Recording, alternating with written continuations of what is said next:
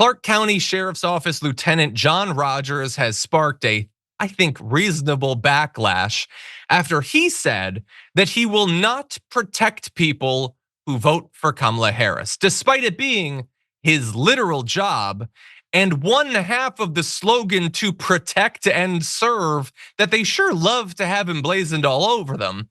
So here is a photo of him. You never would have guessed that he'd end up in a situation like this. In any event, he had said, "I am sorry, if you support the Democrat Party, I will not help you. The problem is that I know which of you supports the Democratic Party, and I will not help you survive the end of days," which I guess he thinks are coming. "At the end of the day, I will require proof of who you voted for if you ask me for help. Weapons and ammo are not cheap." So anyway, the sheriff's office has distanced themselves from him. And by that, I do not mean they've punished him, because they have not. They're just making it clear that they're not the exact same. But anyway, this statement was put out. "It is understood that while these comments are highly inappropriate, they in no means reflect the Clark County Sheriff's Office delivery of service to all our community, and does not reflect the mission and values of the Sheriff's Office. The community has a right to be upset over the actions of Lieutenant Rodgers, and he, as well as the Sheriff's Office in general, will have to work even harder to replenish the trust of members of our community." So, he received a written reprimand for violating the department's social media policy, but will remain on duty.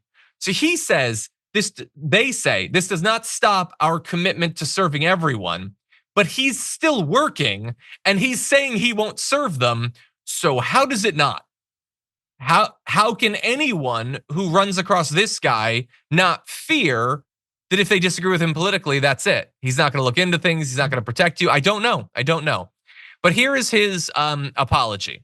He says, "I know I cannot apologize enough, and my apologies may seem empty, but I will continue to apologize as long as necessary to keep my job.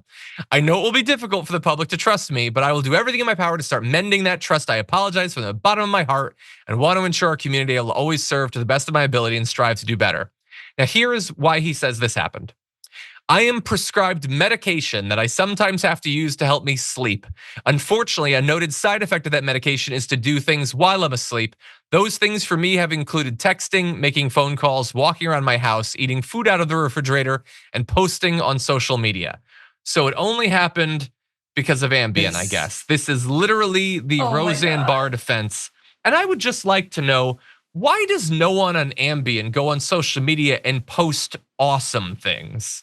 A storm is tearing up the digital media industry. Only our audience can save us in these difficult times. Help us reach our goal of 100,000 new members at tyt.com/team.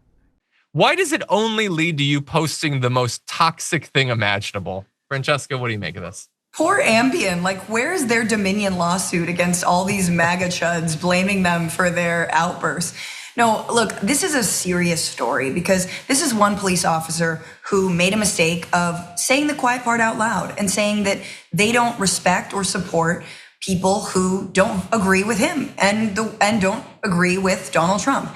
And this is the thing that the right constantly accuses the left of doing, of locking up their enemies, of politically persecuting them. When there are sitting officers, when there are people who have the job of caring for their community who are openly saying this kind of stuff. And again, how many others are privately saying it? And don't take my word for it. I remember 2020. I remember the massive demonstrations against police brutality that were met with police brutality, and how those things have been twisted and lied about, saying that we were burning down cities when we were doing everything but. I mean, this is dangerous stuff. And it's especially important to remember that throughout American history, right-wing violence and militias and the aggression upon people of color who are exercising their voting rights, Black Americans exercising their voting rights, women, they have all been protected by law enforcement historically. It's almost like law enforcement descended from slave catching or something. They've always been protected from them. And so as we see, and I think we will see, sadly, violence in certain state election boards, specifically from the MAGA right, who are terrified of certification of election results if they don't go their way, we'll know.